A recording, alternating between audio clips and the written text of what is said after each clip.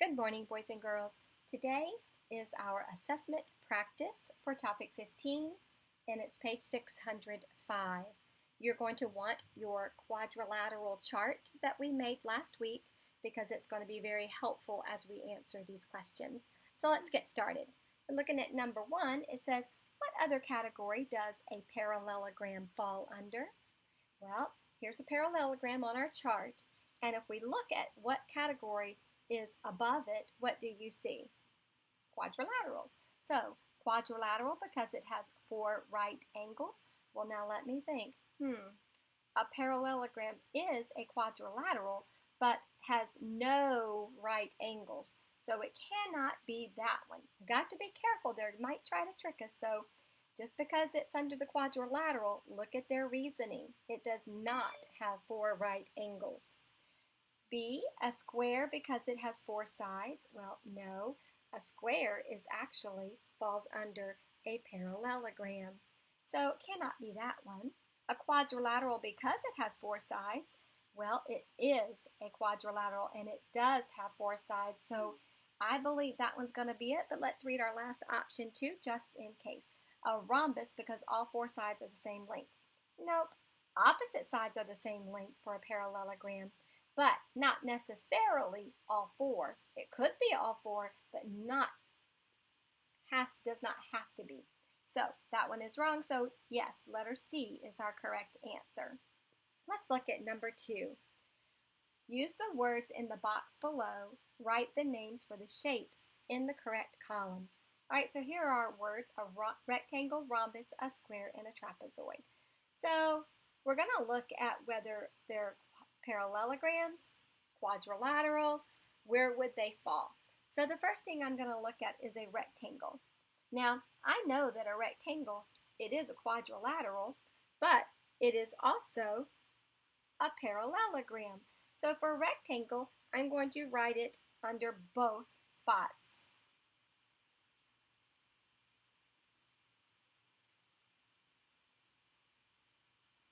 Alright, so I've taken care of my rectangle because it falls under both columns.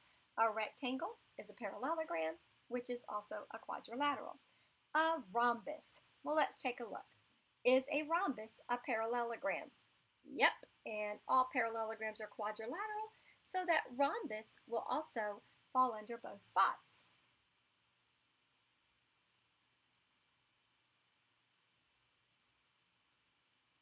Alrighty, and now we're down to a square. Is a square a quadrilateral? Well, yep, a square has 4 sides. It's definitely a quadrilateral, and it is a parallelogram. So square will also go in both sides. And finally, the trapezoid. Is a trapezoid a quadrilateral? Absolutely, it falls under the quadrilateral, but it is not a parallelogram. It is not under the parallelogram, so a trapezoid is only a quadrilateral. And we've used all 4 words. Now look at number 3. Name and draw a picture of a concave polygon with 4 sides. So let's review. What does concave mean? Well, if we go back to our very first lesson, lesson 15-1, we see that concave is, well, we're going to put right here, concave, and I just spelled it wrong. Let me fix that. Sorry, boys and girls. C-O-N-C-A-V-E. Concave means one or more angles point inward. Now, look at our examples here. Do you notice this first one has the angle pointing inward here. This one has it pointing in, both top and bottom. So you have at least one or more of the angles, they're like caving in. That's what I like to think of, caving in. So we've got to name and draw a picture of a concave polygon with 4 sides. So it's telling us it can only have 4 sides. Well, the one that I think of most often is one that looks rather like, a little bit like an arrow. So this angle points in. I've got 1, 2, 3, 4 sides. This is a concave polygon, and since it has 4 sides, it's a, what was that we call it? A quadrilateral.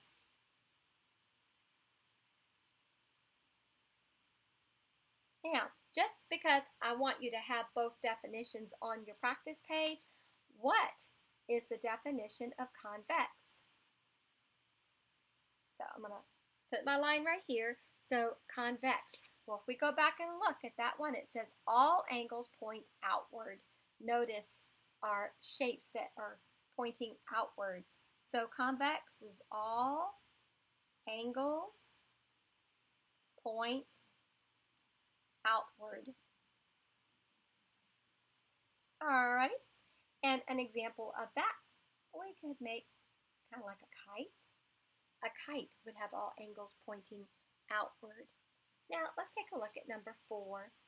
And I'm going to put this one away. And remember, this one we'll be using probably most of this practice. What are the possible shapes a parallelogram with 4 right angles could be?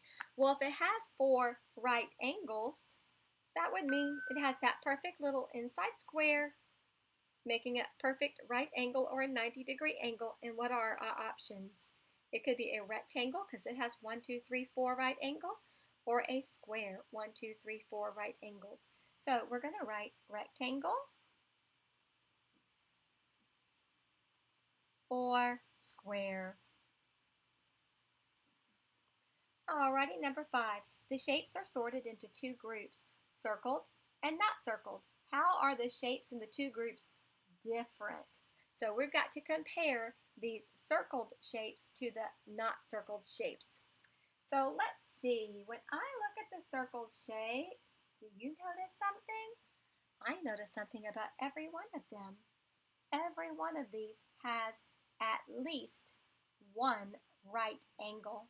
All right, so let's go ahead. I'm going to mark my right angles so I can see what I'm talking about. Even on that triangle, this particular triangle has a right angle. But when I look at the not circled shapes, there are no right angles. So what's different with them? Each shape in the circled group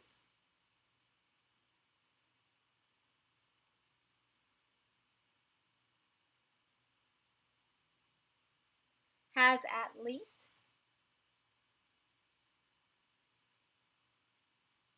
1 right angle.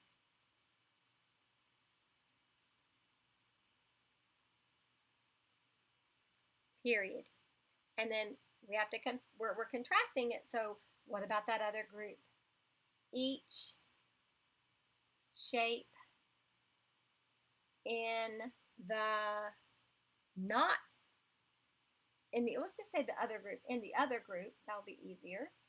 In the other group does not have any right angles. Does not have any right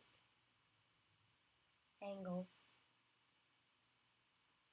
So, what's different? Circled shapes have a right angle, but the non-circled shapes have no right angles. Number 6, select all true statements. Okay, so again, make sure you've got your chart handy. A trapezoid is a parallelogram. Well, here's a trapezoid. All the way over here, is it connected to the parallelogram? No, that is not a true statement. A parallelogram is a quadrilateral. Is a parallelogram a quadrilateral? Absolutely, yes it is. And since it says all true statements, we know there's going to be more than one answer. A square is a rhombus. Well, here's our square, and if we follow it over, is it a rhombus? It absolutely is. A square is a special kind of rhombus. And a triangle is a quadrilateral. Whoa, wait a minute. A triangle has 3 sides. And what do all quadrilaterals have? 4 sides. Quad means 4. Tri means 3. Can that be a true statement? No way. And the last one, a square is a rectangle. Here's our square. Is it a special kind of rectangle? It absolutely is.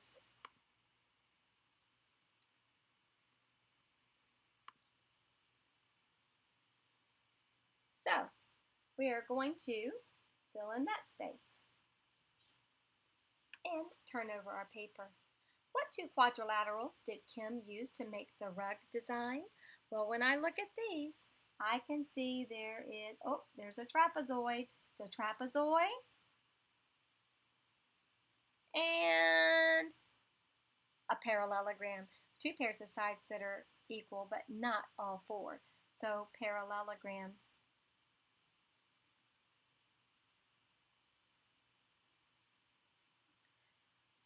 And what do they have in common? They are quadrilaterals.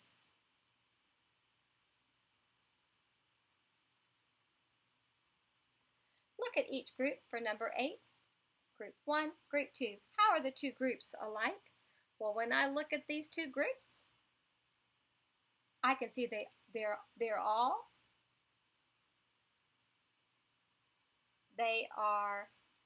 all quadrilaterals because they have 4 sides each.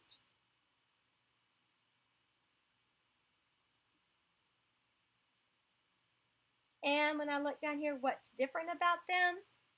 Group 1 does not have any right angles, but look at Group 2.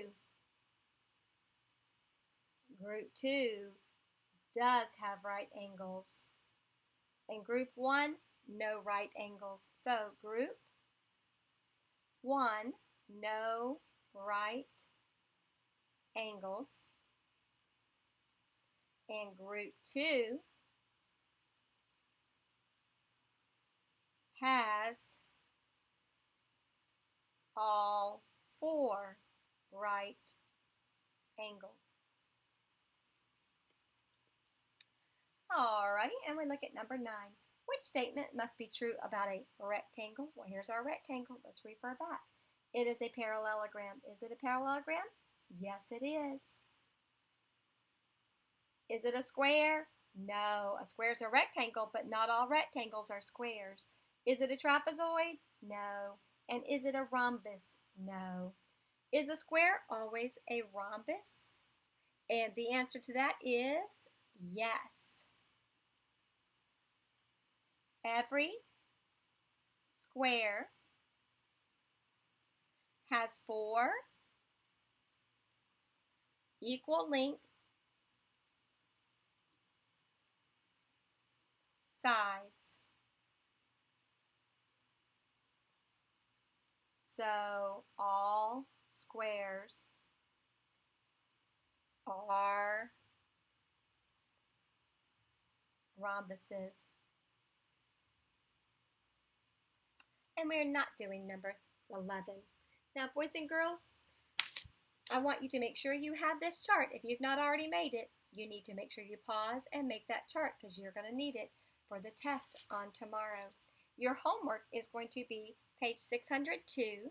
You're going to do all of this vocabulary review. And then on your reteaching, page 603, you're going to do set A, number 1 and 2, set B, number 1 and 2, set C, you're going to do 1, 2, 3, and 4. I hope you'll have a great day, boys and girls, and I'll talk to you later. Bye.